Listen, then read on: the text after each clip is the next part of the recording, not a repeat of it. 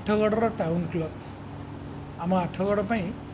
एक किंवदंतीर अंचल बा किंवदंतीर अनुष्ठान दीर्घ दिन धरी ये अनुष्ठान अनेक कलाकार माने एठी निजर कलार निपुणता देखैछन्ति एवं अनेक कलाकार मध्य ओडिशा एवं ओडिशा बाहर मध्य निजर कला को प्रदर्शन करी विख्यात मध्य हो पारिछन्ति। अनेक दिन ये अनुष्ठान रे आज आमे मध्य से अनुष्ठान को पुनर्जीवित करिया पई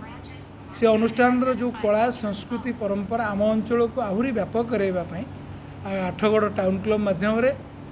आठगढ़ जो रजर जो उत्सव अच्छी ये आमर परंपरा ये आमर ऐतिह्य ये रजर उत्सव को आमर छोट छोट झील मानू नहीं आमर कुमारी मानू नहीं गोटे रज महोत्सव आम आयोजन करछन्ति जो थे आमर महिला माने मध्य भाग नेबे एवं रजरे जमती दोली खेल हुए रजरे जमती पान रजपान लोक मैंने खाती रजरे जमती पिठापणार जमती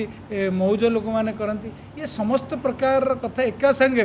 ये रज महोत्सव कार्यक्रम देखा मिल आम 14, 15 और 16 तीन दिन धरी आमर संध्यारे सांस्कृतिक कार्यक्रम आयोजन कर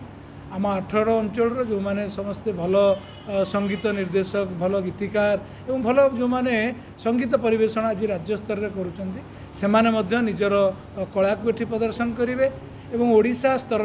कलाकार मानक आम 16 तारिख दिन डाकी आमर जो मैंने अच्छा सद्गुरु आमर ऑर्केस्ट्रा तार से ओडिशार जो मैंने नामी दामी कलाकार गुरुदेव ऑर्केस्ट्रा से ये कलाकार मानक नहीं आसिक कला प्रदर्शन करेंगे ता भितर आमर 3टी पर्यायर जमती जूनियर एवं सब जूनियर एवं सीनियर झील मानक भितर आमर गोटे रज क्वीन प्रतियोगिता होछि या माध्यम पिला मानक भितर थिबा समस्त दक्षतार परिप्रकाश हो किए भल कही पार्छन्ति किए भल नाची पार्छन्ति किए भल गीत गाई पार्छन्ति एवं ओडिशार जो पारंपरिक जो वेशभूषा अच्छी या माध्यम से प्रदर्शन करेंगे एवं जो माने कृति प्रतियोगी जो माने आमर अभिज्ञ जो माने आमर जो माने अच्छन्ति जज माने अच्छन्ति से माने ताकू निरूपण करेंगे तांको भितर जी सफल हेबे तांकू आमे 16 तारिख दिन पुरस्कार वितरण करूँ रज क्वीन जो गोटे भावना लोक भितर आनिया पई ये गोटे परंपरा ये गोटे रज होची आम पई गोटे झील मानक पई गोटे उत्सव ये कथा को प्रतिपादन करबा पई आम आठगढ़